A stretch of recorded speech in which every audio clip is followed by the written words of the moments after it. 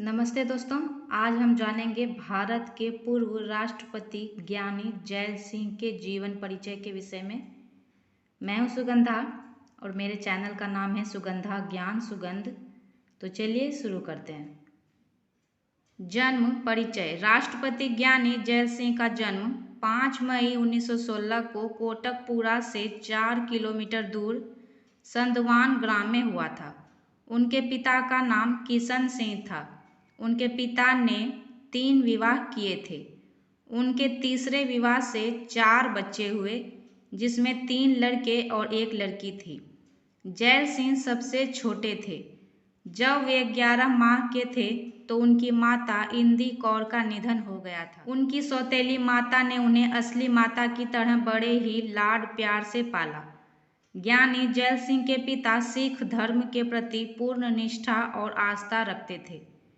उनके घर के एक कमरे में ही गुरु ग्रंथ साहिब पूजित होते थे, जहां प्रतिदिन भजन कीर्तन तथा गुरु ग्रंथ साहिब का पाठ होता था। धार्मिक संस्कार उन्हें अपने पिता से विरासत में मिले थे। ज्ञानी जैल सिंह की विविध शिक्षा मिडिल कक्षा तक ही पूरी हो पाई थी। मिडिल तक पढ़े होने के बाद भी उनके ज्ञान की सीमा व्यापक थी।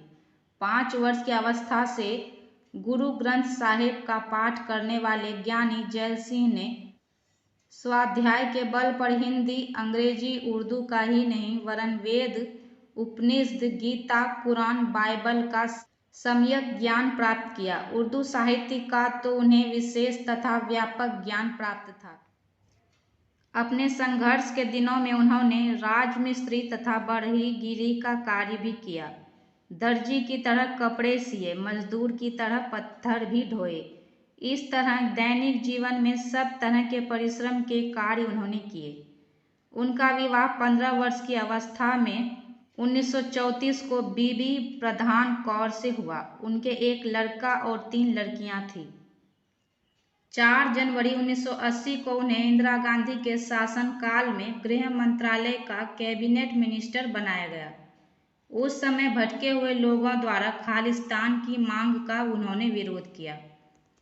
25 जून 1982 को कांग्रेस पार्टी के समर्पित सिपाही के रूप में उन्हें राष्ट्रपति पद की शपथ दिलाई गई। भारत के राष्ट्रपति के पद पर रहते हुए उन्होंने सुरक्षा के कई प्रतिबंधों को तोड़कर जनता की समस्याएं सुनी। प्रतिदिन शाम 6 बजे वे आम लोगों के लिए दरबार लगाते थे।